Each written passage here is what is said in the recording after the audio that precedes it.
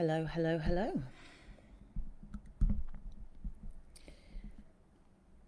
Welcome to our Tuesday live today on the 3rd of September. Wow, how did we get here all of a sudden? And if you are watching this live, do say hello. It's always lovely to have a little of that engagement as if we're having a conversation together. And if you're watching this on a replay, give me a hashtag replay, or you can say hello. And as always, I really encourage you to share any thoughts, any responses, anything that might arise for you as I am going through the or speaking about the theme that I've chosen for this live today. And this one feels very pertinent and it feels very personal. And speaking with others and just sharing about my own experiences over the last week, the realization, the understanding that I am not alone in this. And why moan alone? Why moan alone when we can come on here and have a bit of a moan together? And even if this isn't something that really bothers you at all, you might still find it interesting, because we're gonna also play with some creative ideas, some practices that you can invite into this month and keep those creative fires lit and juicy and alive and vibrant, and keep you purring your turn on as we move into this autumn season. So, what are we going to be speaking about and looking at this evening? Well, I am in Manchester. For those of you that are not aware of this, we are watching this from different places around the globe, as I know that some of you are not based in the UK. And it's almost as if as soon as it turned to September, the sky suddenly went, right, we're going to get grey, we're going to get miserable, we're going to get heavy, we're going to just pour open the water taps, and we're going to get cold. And we'll throw in some wind in there as well. It's so weird. It's literally as if September was waiting. And I can actually hear the wind now. Now that there's a lot more high-rise buildings in the centre of Manchester. I live right in the centre. There used to be only one, which I used to joke that if Spider-Man ever came to visit, he'd only have one building to, spin his web and swing around. Now he's got a choice. But there's something about these high, tall glass buildings, when the wind comes, they create this extraordinary noise as they move through it, and you can hear it from where I am. So it's quite spooky. I don't mind the sound. It's quite spooky, a bit like a kind of oboe sound in orchestra, which is quite beautiful now I look at it in that way, actually. So I'm going to take that one and embrace it. So this is all about the end of summer blues, which sounds like a song, doesn't it? Or it sounds like an album from some young hip artist that I've probably never heard of. And it's something that, if I'm being really open with you and honest with you, which I always intend to be, it's something that I find really challenging every single year. No matter what's going on in my life, no matter how rich with treasures, how wonderful, how many things are going on, no matter the company that I keep, there's something about this particular seasonal shift that always gets me, always gets me. And I don't think I'm alone in this, as I've mentioned. And I do think that this particular seasonal shift from summer into autumn is the one that is most challenging for most people. And I do understand that there's also a lot of people that maybe feel this much more later in the year, when it is proper winter and we only have a few hours of daylight. I say it like that because, you know, daylight is a bit scarce, isn't it, when you get to winter time in these northern climates. Um, in a way, I don't mind it when it gets really, really into winter. You kind of know where you are in midwinter. You know, for me, there's always that season once we hit midwinter of it's hibernation time, it's going in, it's that dreaming time. But now, not quite. It's yeah, it's not as beautiful. And yes, I can hear some of you going, "What? Autumn is the best season. It's the most beautiful season. The colors of the leaves, those fire colors, the light, blah blah blah blah." But for me, meh, just doesn't do anything. I think it's my least favorite season of them all, and I'm here to have a bit of a moan about it. And if you want to have a moan about it too, you can do that in the comments. Okay. And it's very interesting because there's a weird feeling of a really deep, strong sense of nostalgia that happens at this time of the year. And it's almost a collective nostalgia. Nostalgia is an interesting word. A couple of years ago, I was really lucky to go and see an extraordinary dance piece, dance performance by a company that's based in Liverpool in the north of England called Timasus. Not quite sure exactly how you pronounce the name of the company. Stunning company. If you ever get the opportunity to go and see any of their live performances, if they tour, I really highly recommend them. Really emotive, very clever, very creative, very embodied and experimental in lots of ways. And the show, I think the show was called Memories or Memory. It was to do with memory anyway. And the whole experience was they were moving through different aspects of memory, different ways that memory comes upon us. So it was obviously very metaphorical, very allegorical in the very nature it was dance, beautiful visuals and props that they used. And there was a whole section of the dance that was about nostalgia. And they used a lot of these veils that people were trying to move through, and almost like there was a fog. And there is a sense with nostalgia, it feels kind of foggy, it feels misty, it feels as if we can't quite see the way forwards. We're clouded with these old memories that almost are like these creatures in this kind of foggy swamp that are reaching out and they're trying to seduce us towards them. And all of these memories, they hold this electric emotional charge within us, so that it's not just that we're remembering stuff or we're going over memories. They capture us. They take us back somewhere. They hold us this prisoner in time, and we can't see, as I've mentioned, this way forward. The way that they did it in the show was quite phenomenal, because you really got that sense of almost this suffocation of the experience of nostalgia. And I do think this is something that happens this time of the year, not consciously. It's just, I think, something very energetically, maybe astrologically. And with that nostalgia, there can be this feeling of I don't know, this sadness, maybe a melancholy. Some people like that feeling of melancholy. Yeah, you know. But for me, that can come with this, I don't know, it's like a dampness. And of all of the different qualities, dampness is the worst for me. I have this real aversion to dampness. I told you I'm having a moan on this life, so just go with it. Like, whenever I've been camping in the UK in the past, like say festival experiences, I'm not the most happy camper unless I've got a fantastic yurt like tent, it's warm, the weather's beautiful, then great, I can become feral very quickly.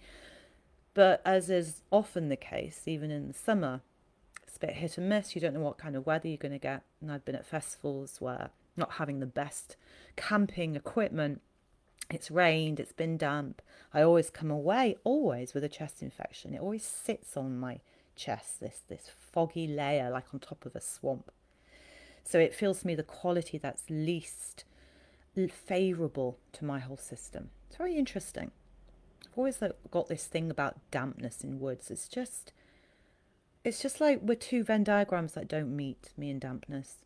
I think that's why I'm suspicious of mushrooms as well. Don't like mushrooms. I like eating them.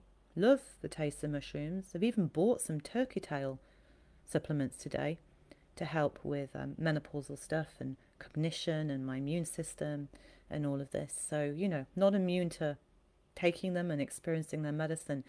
But I've always had this weird distrust of mushrooms. It's a very odd thing.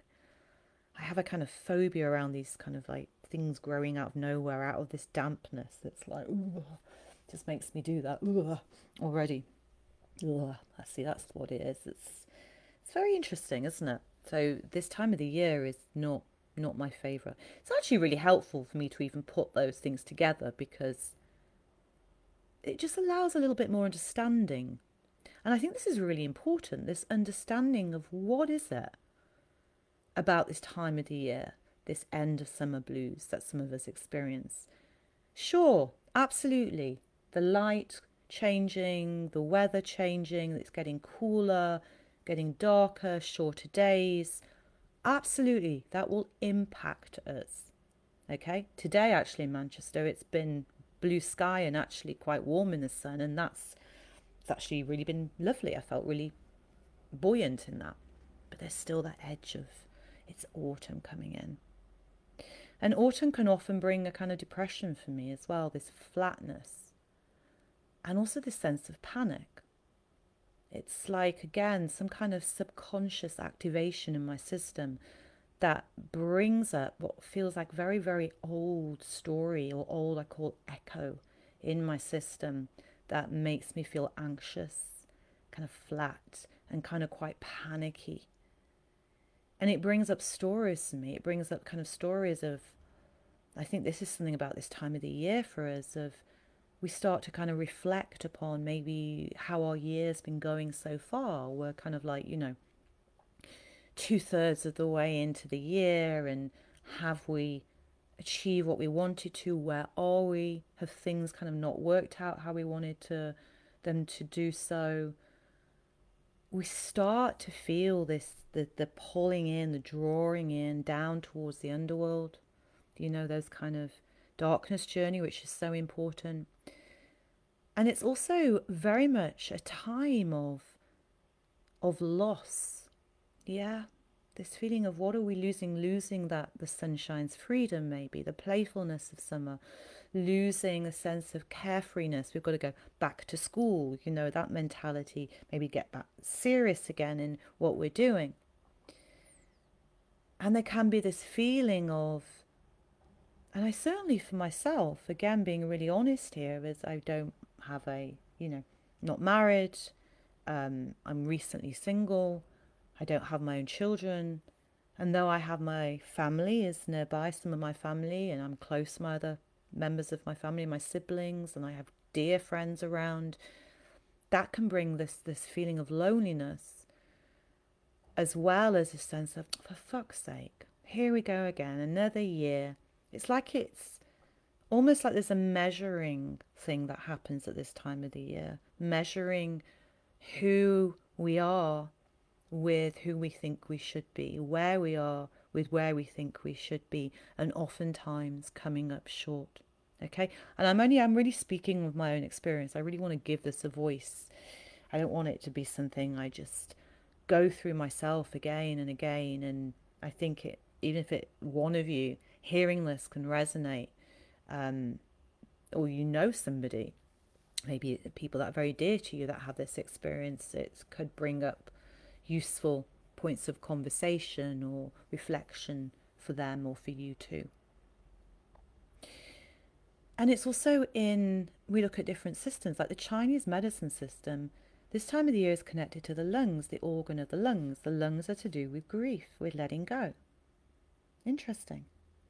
In the Ayurvedic system, ancient Vedic Indian medicine system, this time of the year, it's known as a very heightened Vata time of the year. I like to go, what's some Vata with you, my darling?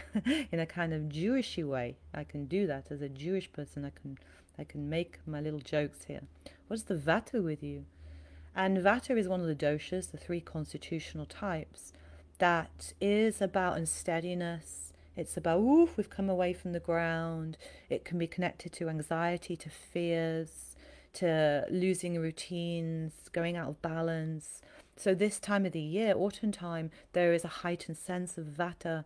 So that can impact us as well, especially if we are people that have a very fine sensitivity to our mental health and to how we experience the world. That is a real thing, you know? So it's interesting to me that there are these parallels in these other systems as well to the experience that I have and maybe others have too.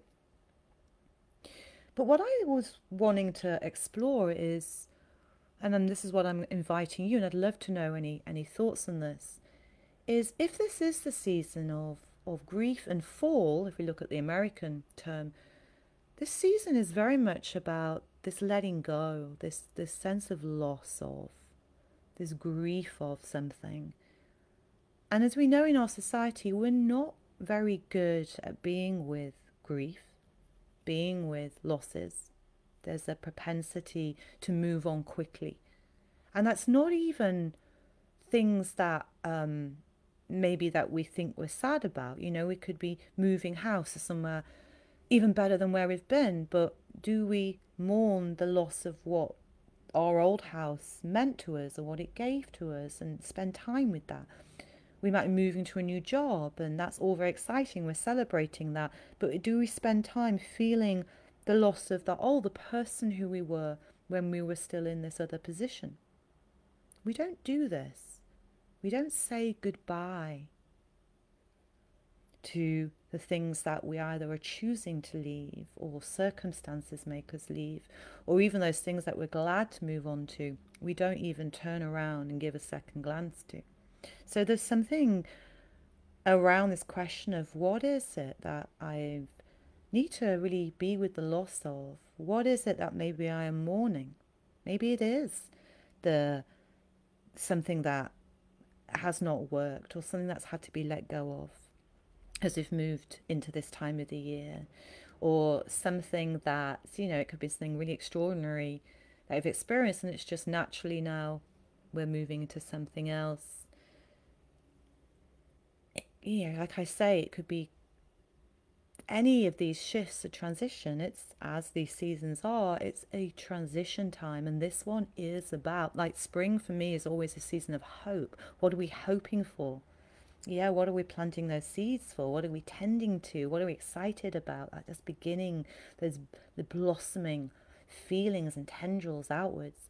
Here it's the opposite way. What are we putting down? What are we ready to shed and let go of? And what does that feel like for us? So that invitation, you're welcome to share anything here in this space, that invitation to ask ourselves, what is it that I am going to sit with the loss of? What is it I'm mourning? And what is inviting itself towards death in my life? Because this is where we're heading as we head into this season, into the death season of October, Samhain, and, you know, Halloween and the spookiness and thin veils between our realm and the others, and spirits visiting, and the underworld journeys of Inanna or Persephone, or all really important part of our psyche. We can't just be on the same all year round. We need to be able to be with this. So this is just something we can tend to, and it's not about pushing away the feelings that we have or trying to get rid of them or judging them or being annoyed by them or avoiding them. A lot of those things, which I totally am guilty of. It's how can we maybe pull up a chair and sit with them and go, okay, oof, this is uncomfortable. This shedding is uncomfortable. This transition is uncomfortable. There's an ouch here. This feels painful. I feel awkward. I don't quite know what to do with this. And just to breathe it and move it and just be really honest if this is tricky. And to speak about it. I think there's so many things. There's having a little conversation with a friend of mine this afternoon around loneliness. It's something that I'm writing about Something I also want to talk about and bring onto the table as I speak more about taboo things, which I'm stepping more into. Again, it's so prevalent and we don't speak about these things. And why not? Why not? I think the answer to so many things is connection. So this brings me to another aspect that you might want to explore, which is about the connection to, we're going to go with that, again, American version of autumn, fall. Our connection to falling. How do we fall? How do you fall? Do you? Well, you're always holding yourself up all the time. And what are you falling into? What would you allow yourself to fall into? Maybe that you're falling into a hot bath. Maybe you're falling into your bed at night and feeling the covers enveloping you with their softness and their warmth and their holding and lulling you into beautiful regenerative sleep. Maybe it's about falling into surrender. Maybe there's something being asked of you to surrender, whether it's to surrender to these feelings. Maybe it's surrendering into the unknown. Maybe it's surrendering into death of something that you cannot know. Maybe it's not something consciously changing in your life, but something will be going on inside. So playing with that feeling of what is it that I can surrender into falling? What is it that I am falling into? And do I feel like I can trust that? Do I feel that that is held by something bigger than who I am? Something mysterious that I don't know, and it's a dropping down when the whole of the year has been a rising up. So no wonder we get a little bit discombobulated, one of my favourite words at this time of the year. So how are you doing? Yeah, do share what's coming up for you, how it feels to hear this, anything that's moving as you speak. Just allowing it all, again, as I say, as a kind of lullaby, almost like a kind of distorted lullaby, a disharmonic tune that takes us into this time of the year. Can we find some kind of resonance in that place? Or maybe not. And that is all okay too. And one more thing here before we look at some, and I'm going to bring in some subversive creative practices for you. The other thing here, and this is again personal to me, and I again wanting to speak this as a accountability for myself, but also it might be helpful to you. For me, when it's something I don't like, and particularly again things like this time of the year, which feels, you know, it's bigger than just me. It's my environment. It's around me. It's the feel of things. I have a tendency to want to leave, you know, and if that's not possible physically, then almost like I leave my own self, this abandoning my own self. I'll leave, I'll come out of my body in some way, which makes everything even more difficult and even more of that vata, that ungrounded energy. So I've been really aware of this as I've been really sitting with this last few days. And this desire I have, it's a bigger desire I have. My bigger meaning, I suppose, in my life is to be all in, to be fully embodied and engaged in life. And as I say, I can feel it, to be really here and present as deeply and as broadly as I can. And that means then being all in and to feel as deeply and broadly as I can now, because this is my experience, this is how it is.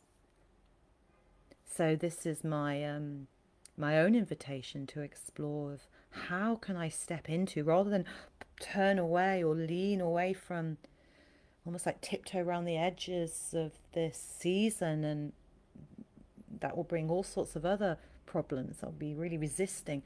How instead can I almost like dive into all of this feelings, all of this unease, all of this melancholy and that kind of sadness and the kind of fears that are coming up around certain old echoes of memories and stories. So this is something also when I look at this, the abandoning myself, I see how I do that in other places. I do it in relationships. I I'm a lot better, but that still happens. I might do it with the things I care about. I might do it with my own needs in life. So muscling in one area of our lives, practicing this staying with as opposed to abandoning, will have an impact on different areas. So that feels for me kind of exciting. It feels like a bit of a mission. I'm giving myself a mission through this August to September, see, to stay and to muscle in, lean into a little more, put my cheek against the cold dampness of autumn. Ugh. And just stay a little bit longer. See what happens. See, that's already. So what about you? Is that familiar to any of you? This abandoning? Do you abandon when things you don't like it? Whole seasons, for instance. You might not literally get out of there, but some part of you leaves. I don't want to do that. I've done that in a lot of ways. And that abandonment can be in full distraction, procrastination, taking our foot off whatever pedal we have, beautifully running like a gorgeous motor for our lives, just gently putting its way forwards, nice and warm, keeping us warm. Where do you abandon yourselves? How can you bring yourself back? Fall back into your own arms, fall back into this moment here. So I'm going to share with you some creative practices, some subversive creative practices, because I'm all about that. And more I feel being drawn to that, and it suits me massively so. So the first thing, keeping in connection with that, is how do we build in maybe some rituals? Okay, so we can see rituals. I like this word rather than routines or structures. Rituals anchor. Yeah, they anchor us right into the present moment. Really good if we have this tendency to abandon ourselves or to drift off with the Vata winds taking us places, that we come right back here. And it can be simple anchors like lighting candles, could be like doing a particular exercise practice, could be going for a walk each day, it could be certain prayers. Like for me, one of my anchors that I'm going to really bring forth even more so from now onwards is my practice of appreciation that I do every night before I go to bed. And I've done this for years. It's really helpful. And sometimes it can be a little kind of half-assed, if I'm honest.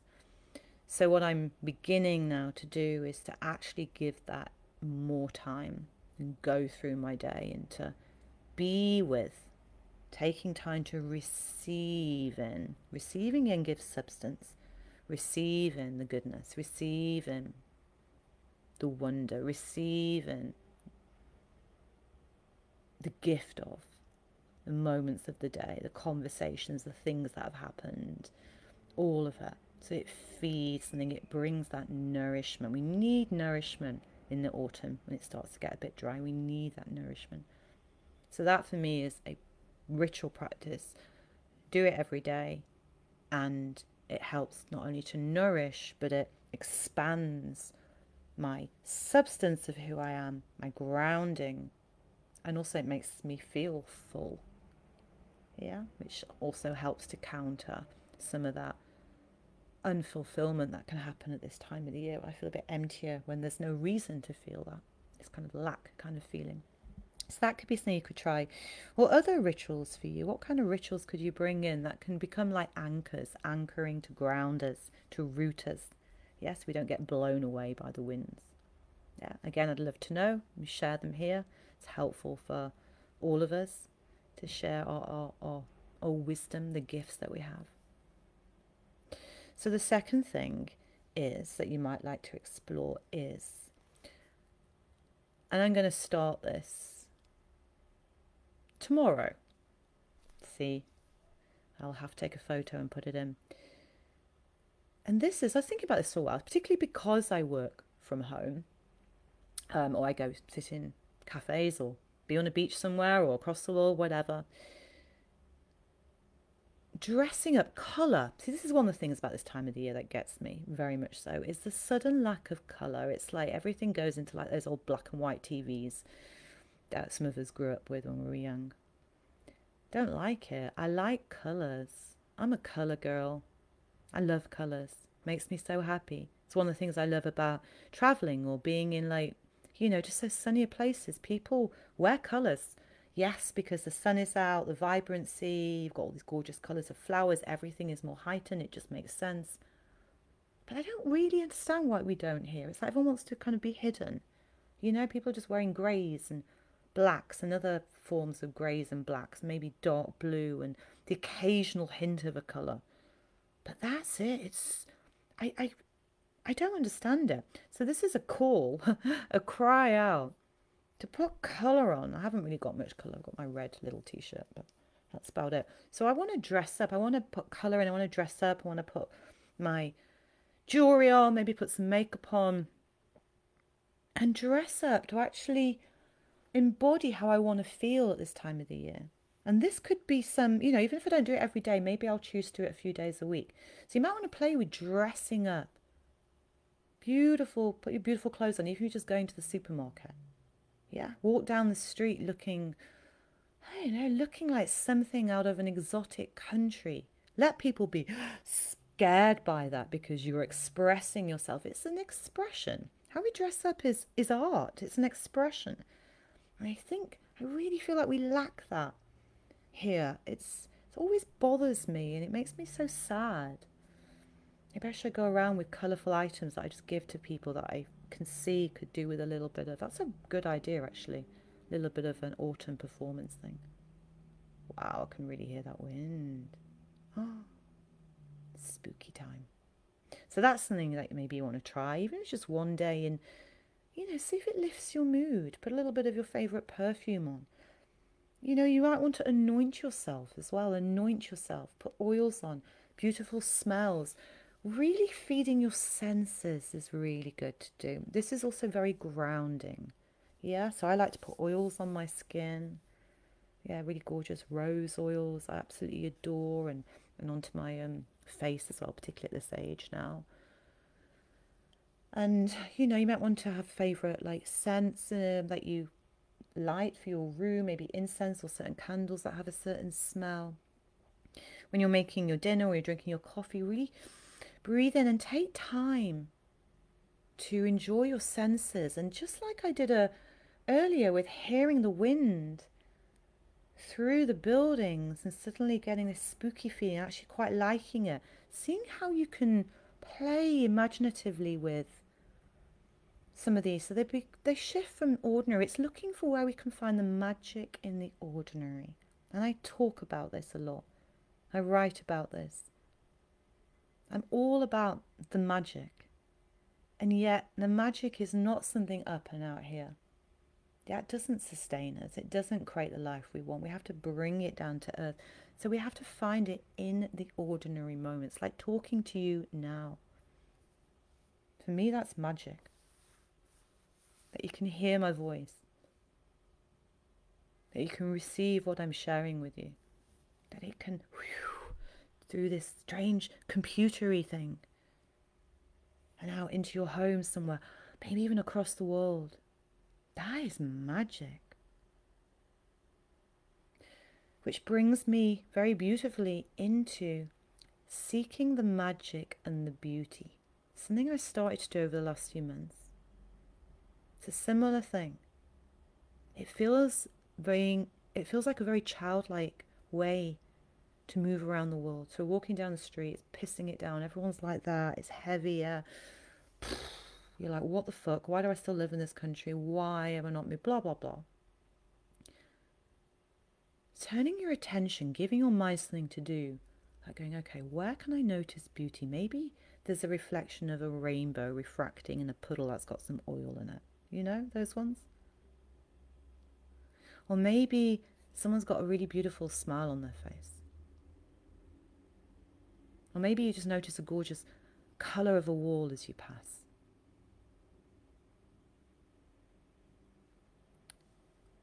Look for beauty and magic. It's really touching me for some reason. I just think The world needs more beauty and magic. We need to see it. It's filled with it. We just need to turn towards it more and more and more and more and more. It's soul food. Oh, passionate about that.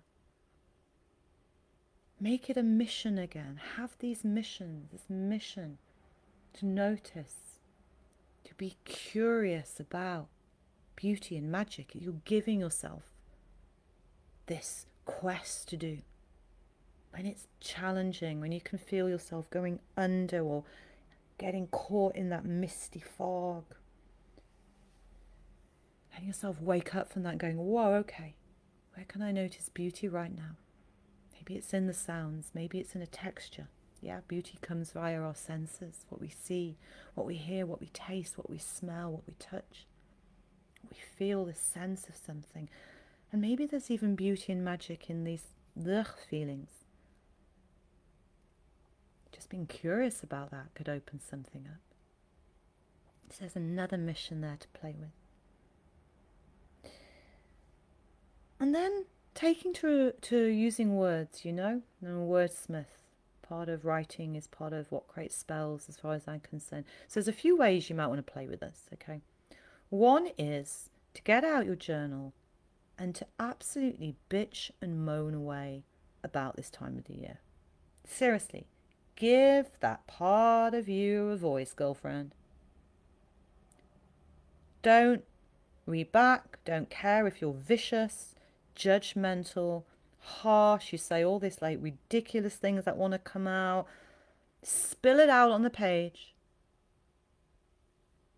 It can sometimes just get that energy moving again that's got a bit stuck, it's got a bit sodden in it. Having a good bitch in your journal is fabulous. It's part of when we don't let ourselves, you know, oh, I've got to be like, oh, a spiritual person. No, I've got to be a certain way. It's like, fuck that completely. We have to allow ourselves the truth of what is moving in us. This is a practice to come alive. You might want to play with making up a story or a poem or a song, your version of End of Summer Blues. Yeah, if you do so, post it into this group. Share it with us. Yeah, play it on a piano or guitar or just sing it away with your hairbrush or share it as a piece of writing. Here's my End of Summer Blues. Make it into art.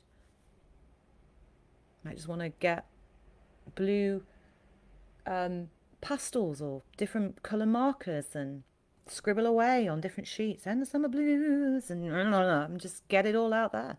It's kind of a fun way to do it.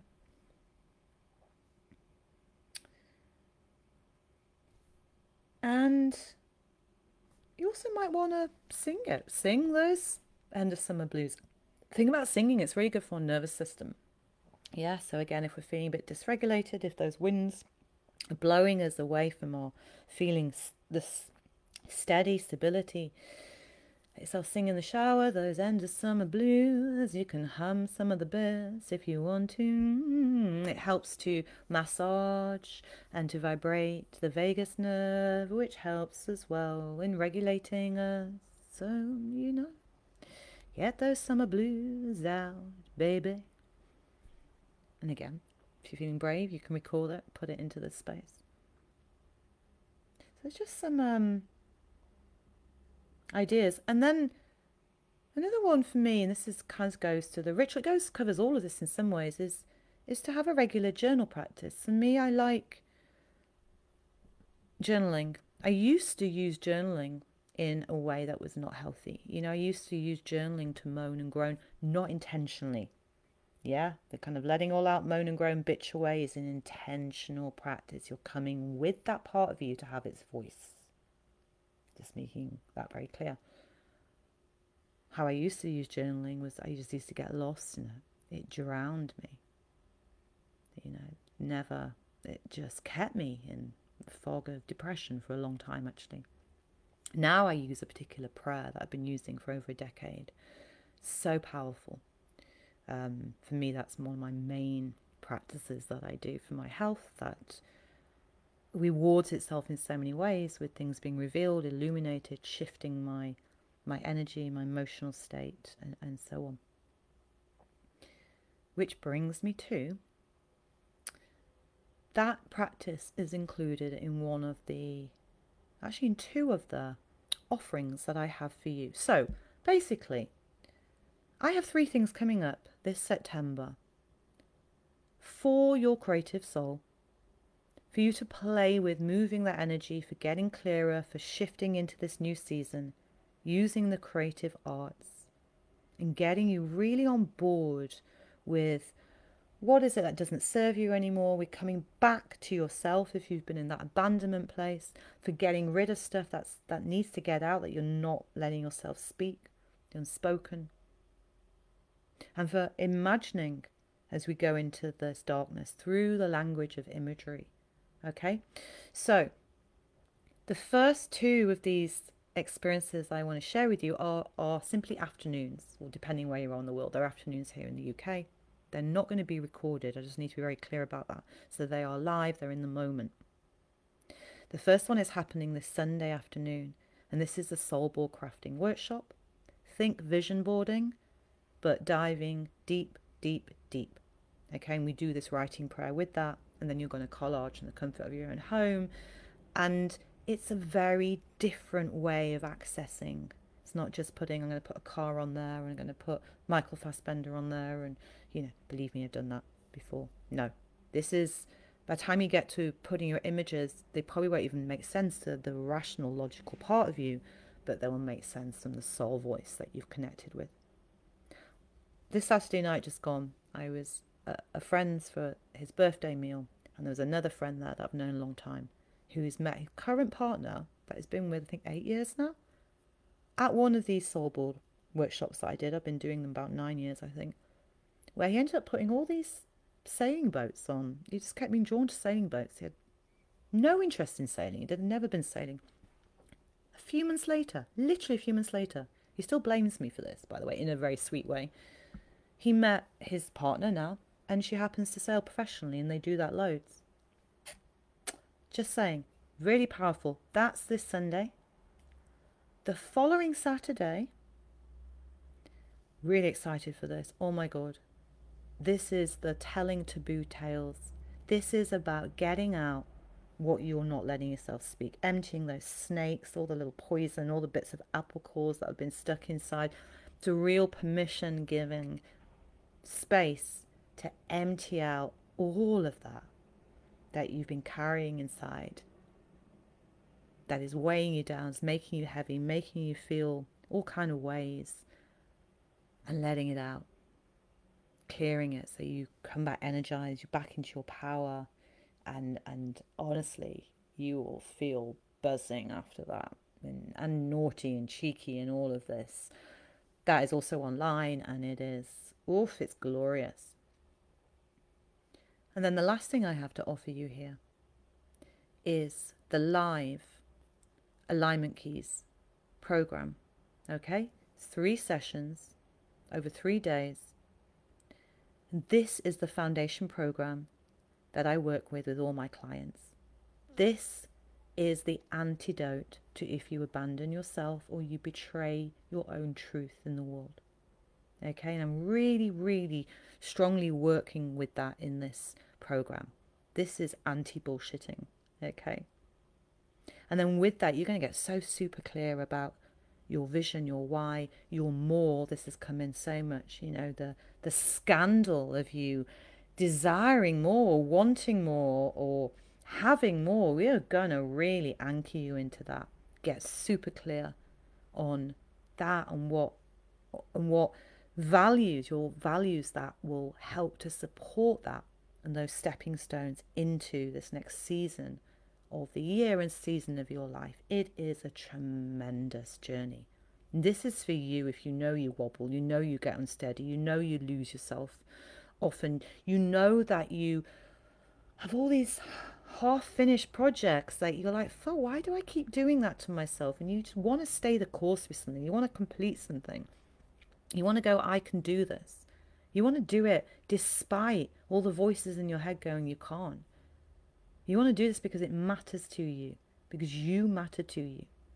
The season of your life, however old you are, wherever you are, matters to you, and it is time.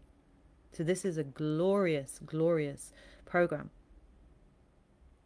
And because you're still here and listening, if you are, listen up, you're going to get a third off the price of the alignment keys. So the alignment keys is 333. I am offering it to you for 222. So let me know how that lands for you. Let me know if you'd like a chat about it. Let me know if you're interested in any of the other creative workshops. And do share this video. Well, actually you can't because it's in my private group. But do let people know if you think anyone might be interested in what I've been speaking about and the tips for this end of summer blues. It's really even helped me just speaking of all of this here. Thank you. Then let them know, and I can either send them the video, I'm going to download it and put it somewhere, or they can come into the group. You know, it's a real thing. And what I will say is check on your friends, check on those that you know maybe struggle a bit this time of the year. You know, give them an extra call or an extra blanket or an extra cuddle next time you see them. Just see if they need anything. Know that they're in their own period of dancing with that nostalgia place and that loss and the melancholy and all those echoes of memories that might be coming up, that might be old, old, old. Maybe point them towards a few of those creative subversive practices. Maybe point them in the direction of coming on one of the creative offerings that I have for this month. And I want to say thank you so much, and let me know how this all landed for you, where you are, and until next time, I'm sending you so much love.